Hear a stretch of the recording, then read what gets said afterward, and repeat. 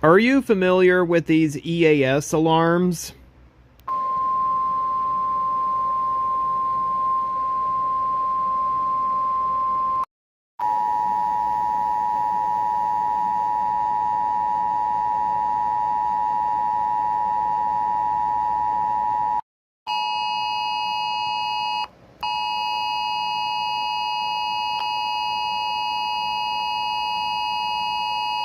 To protect the integrity of the system and prevent false activations, the FCC strictly frowns upon the use of actual or simulated EAS and wireless emergency alert tones and attention signals outside of legitimate alerts and tests, especially when trying to capture audience attention during advertisements.